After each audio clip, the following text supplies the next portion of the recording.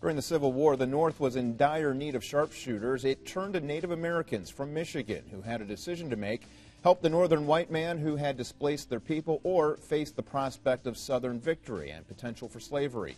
We talk about the Civil War's only all-Native American military unit, Company K, 1st Michigan Sharpshooters, on Newsmakers.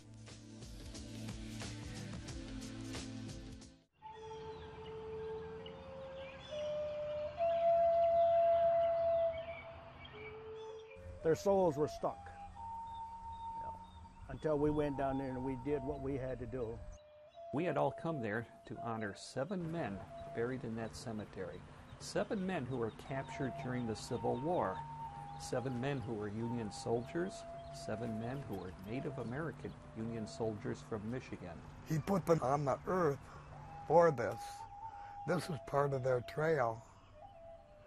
And to complete that trail, we got to help to celebrate their going on. For me and for the men that went down there, we felt purpose and a need to do these things. They're happy. They're happy because they weren't forgotten.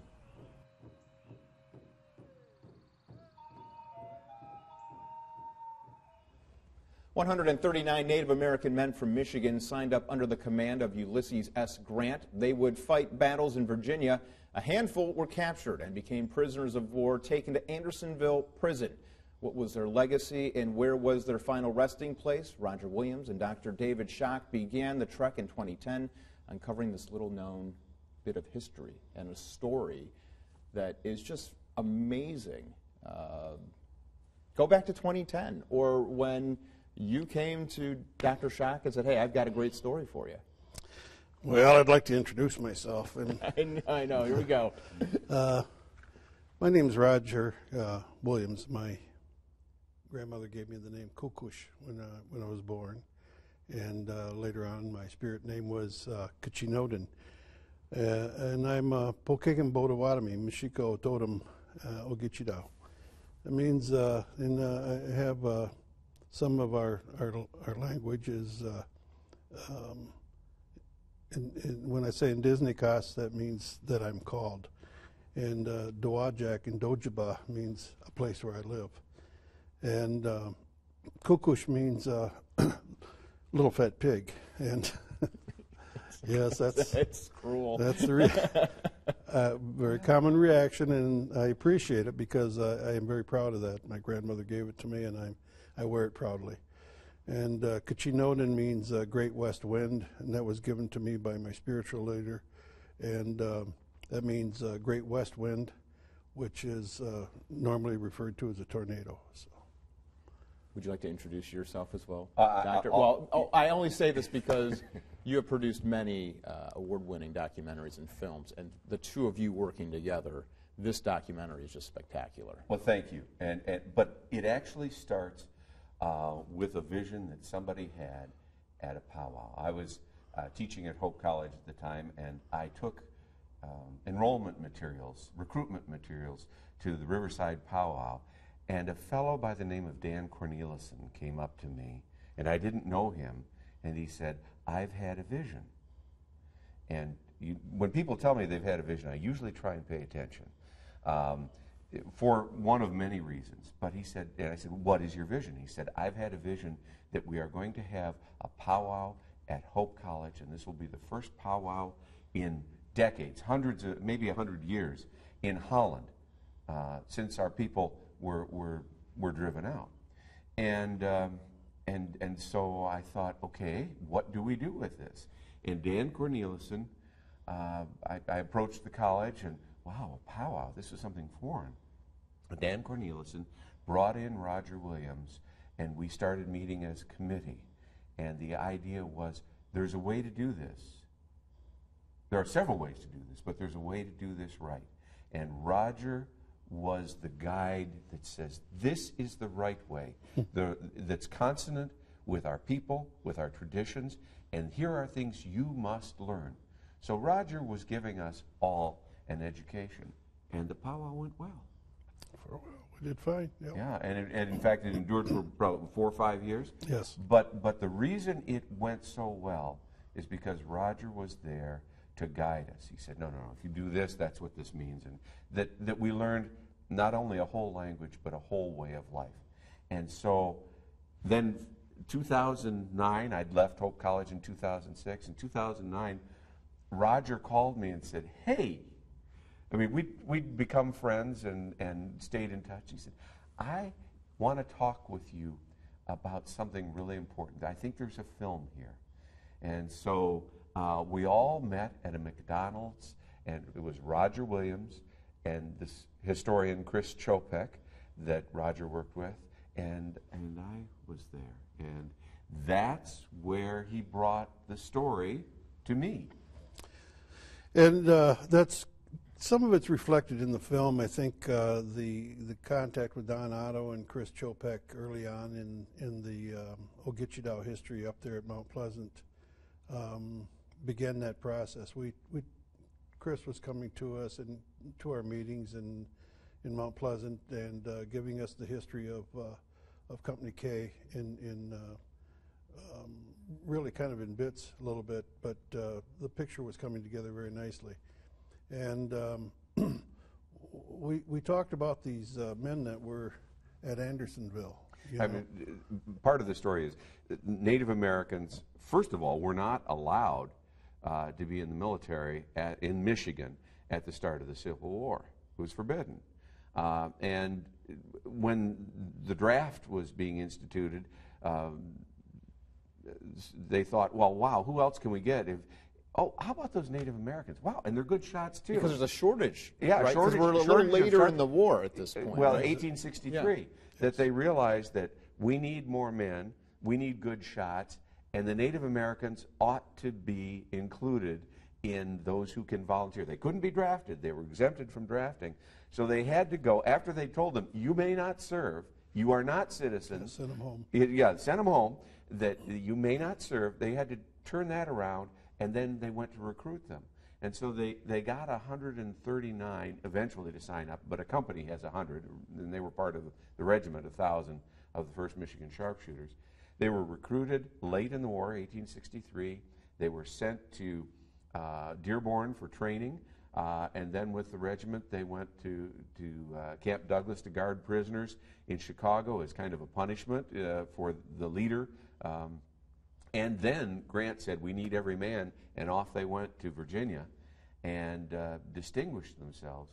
But what had happened is on June 17th of 1864, 15 of these men were captured at the siege of Petersburg, the first day that Company K got into the battle. 15 of them were captured, and they were sent to hell on earth, which was Andersonville prison. Yes. And that's where the two of you arrive. Well, eventually, but the story gets you there. The story really starts with Chris Chopek discovering that there were Native Americans in the Civil War, and then finding out that of the 15 men who were captured, 7 of them died and were buried at Andersonville. And these men had lain in their graves for 147 years without their burial ceremonies. Yeah. Are burial ceremonies important? Yes, and that's where we kind of come to this place where the Ogeechee would we serve the community. That's what our responsibility is. We come out of the service, and we still feel Native men and women still feel an obligation to serve their community. So the Ogeechee is part of that process, and so. We talked about this among ourselves up there for some time, in fact, and decided that, well, gee, these men were buried in a mass grave down there, and that they didn't have the proper ceremonies to basically send them on their way, So we weren't sure, of course, but we decided to do that. We decided to go down there and make the trip down there, and several of us, I think about 7 or 8 of us. More than that. More than that. More than that. I can't, my little slippage there. Decided to caravan down there and take on those responsibilities. And I think you see part of that in the film that took place. The park department down there was very receptive, and we really had a good relationship with them. For you served in Vietnam. Vietnam era, yeah. right? But you have a special attachment with these men. You know what it's like to serve. Yes. And so for you personally, while you were there, really providing those last rites and to continue on your tribe's traditions with the men who fought so many years ago. Yes. What was that like for you personally? Very moving. I could see it in the eyes of my brothers that came down there. They were all very emotional about it, one way or another, you know, and we still carry that with us. So that the memories of that trip there, and for that matter, other brothers have been brought home too. You know, we still do those chores. We are an honor guard for funerals and for other events, ceremonies that the tribe has. And we're very honored to be able to serve like that. And that was part of the process of going there.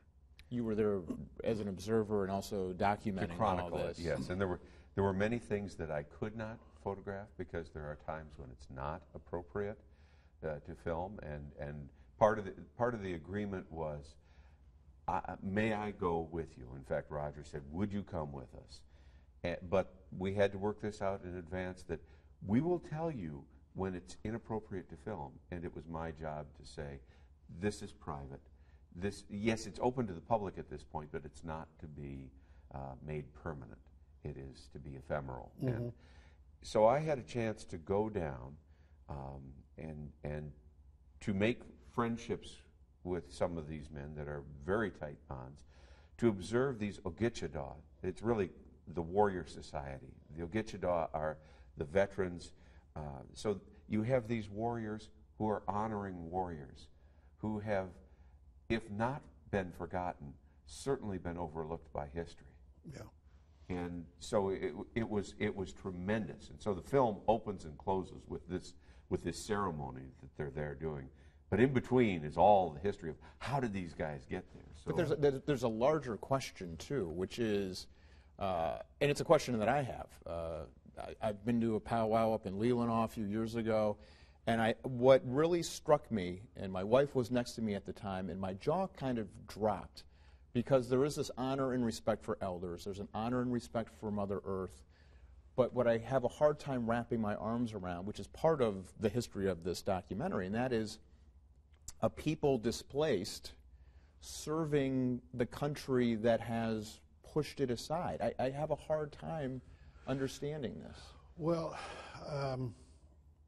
I think my explanation of that would be that our sense of community is very strong.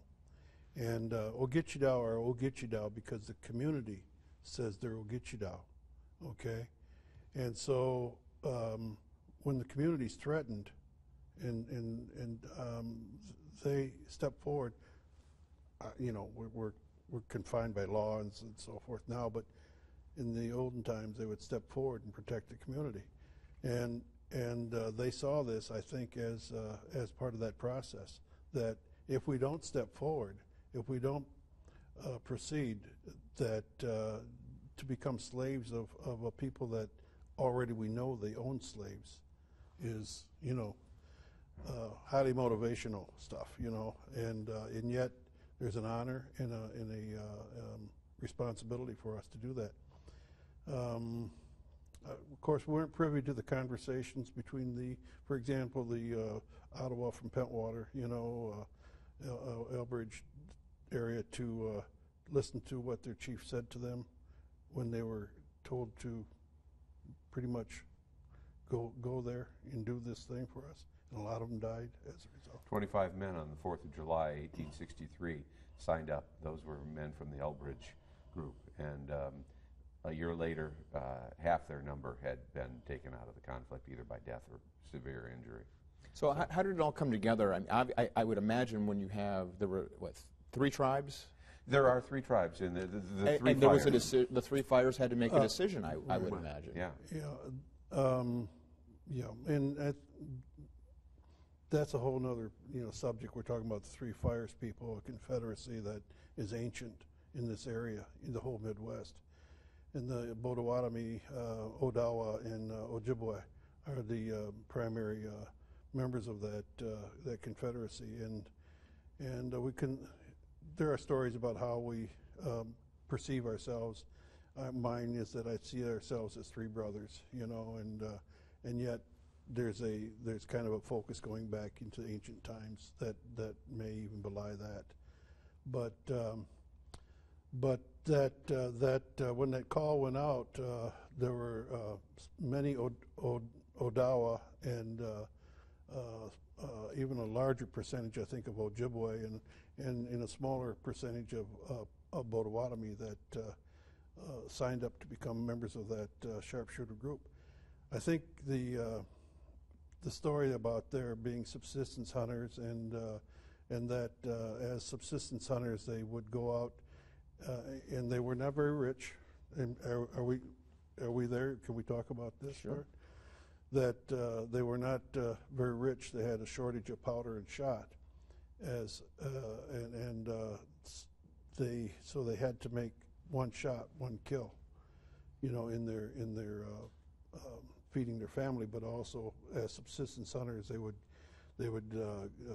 take the game and trade it or sell it to the settlers, who were then able to survive certain parts of the year as a result.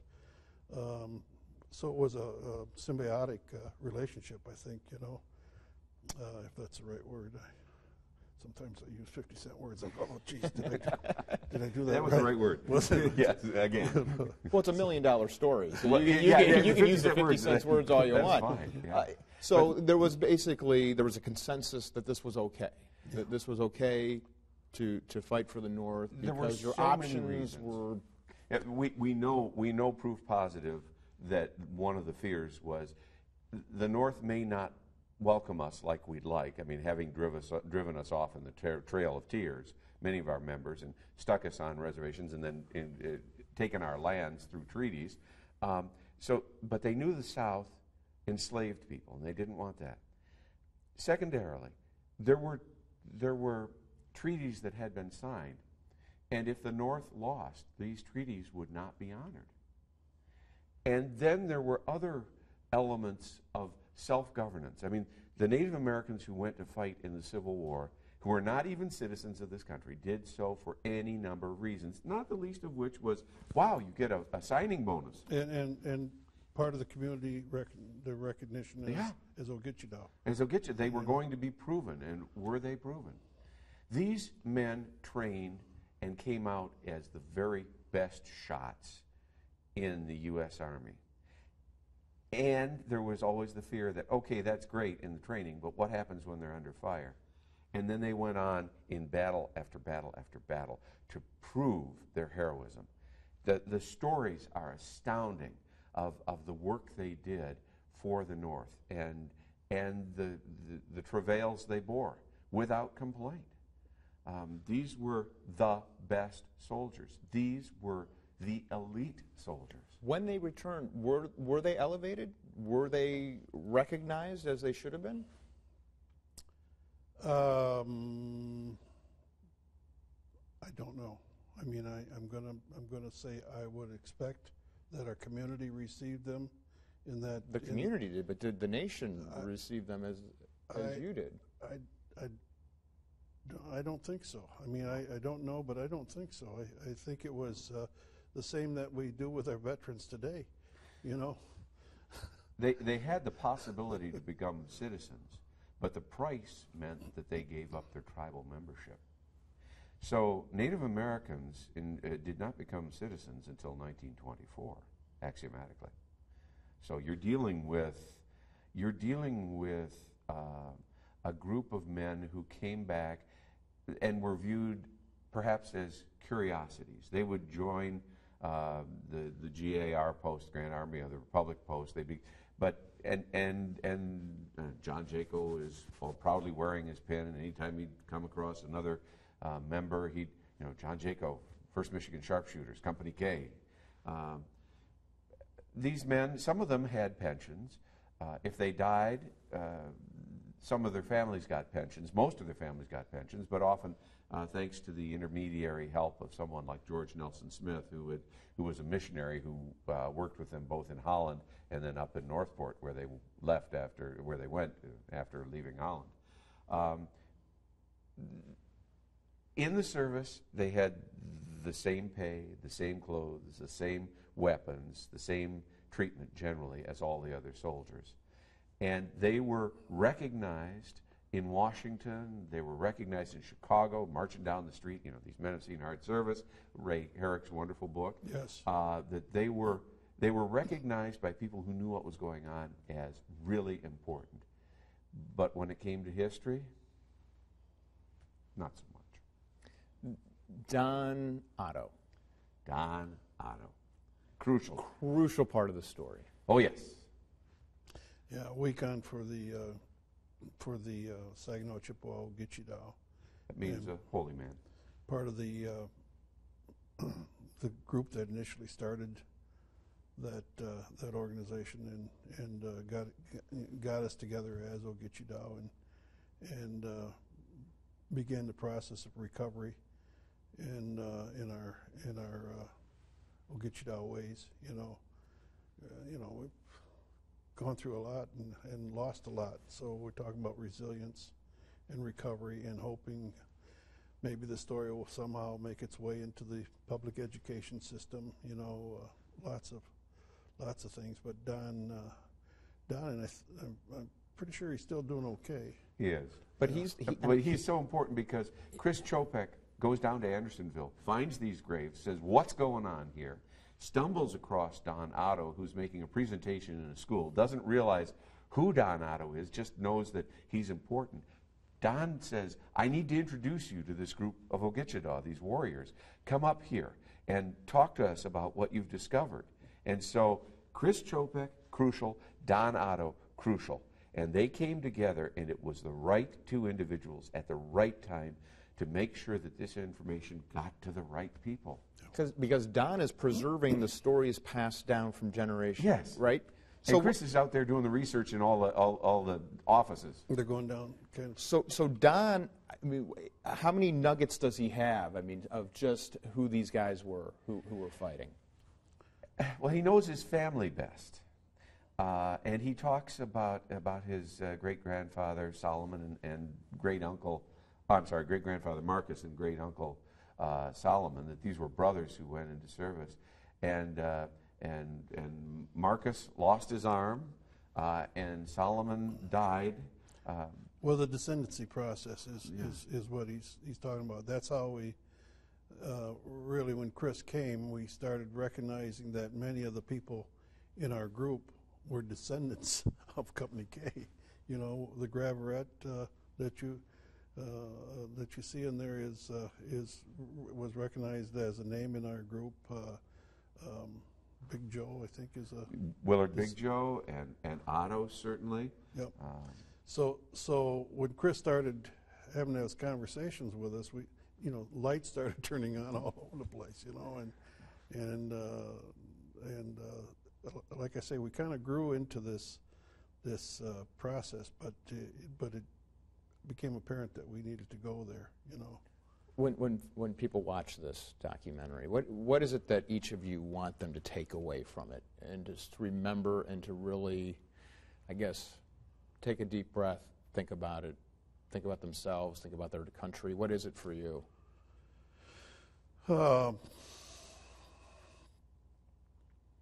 Well, there is a long-standing recognition of our ancients and how those men reflected such a beautiful picture of what the ancients believed in terms of community, in terms of taking care of your families, in terms of honoring your women, in terms of some of the things that you mentioned about our ways that you've seen yourself, that honoring of elders, that honoring of our veterans, our community.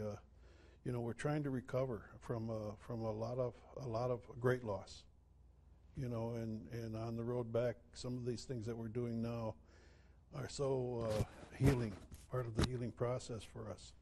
that I would hope that the majority community will look at these things and say, well, you know, maybe we owe them a little bit more than we're giving them, even though, you know, we got the casinos. And I understand that the money issue is a different process, but this process that you guys are doing today is very important to me and to my folks and to my children, my grandchildren.